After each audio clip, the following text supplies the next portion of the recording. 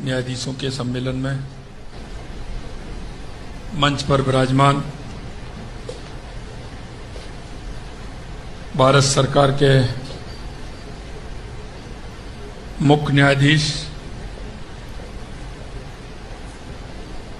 सर्वोच्च न्यायालय न्यायमूर्ति सूर्यकांत जी। मुख्यमंत्री जी की ये वीडियो सुर्खियों में है। आइए जानते हैं क्यों।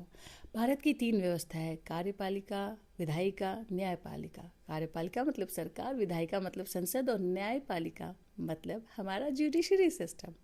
जुडिशरी सिस्टम जो भी है, या मुख्य न्यायाधीश हैं या न्यायाधीश है, ये जो पद है ये स्वतंत्र संवैधानिक पद है। इनका काम ही होता है भारत सरकार के काम को देखना और संविधान की रक्षा करना।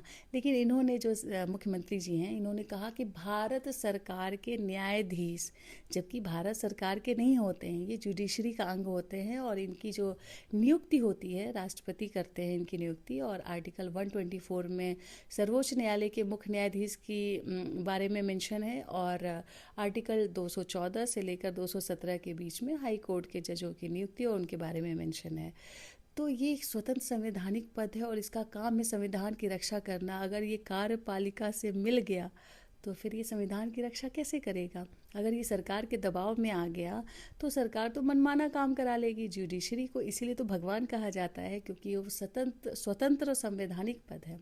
लेकिन हो सकता है आज की जुडिशरी जिस पे भ्रष्टाचार का आरोप लग रहा है वो सरकार के दबाव में काम करती हो, क्योंकि इनकी नियुक्ति तो होती ही है कार्यपालिका के माध्यम से, क्योंकि राष्ट्रपति कार्यपालिका का हिस्सा होती हैं।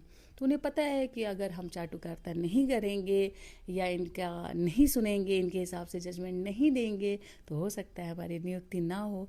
और सुप्रीम कोर्ट के चीफ जस्टिस की नियुक्ति जो होता है सबसे सीनियर की नियुक्ति होती है और अक्सर सरकार इस नियम को ताक पर रखकर किसी को भी अपना चीफ जस्टिस बना लेती है। जैसे 2-4 लोग हैं लिस्ट में, किसी एक जूनियर को भी आगे कर देती है।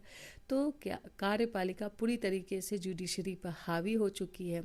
और ऐसे 3 व्यवस्था में चौथी स्तंभ जो माना गया है वो मीडिया को माना गया है, तो उसका आजकल कोई भी रोल नहीं है। तो हमारी भारत की जो व्यवस्था है इन 3 ही व्यवस्थाओं पे काम करती है।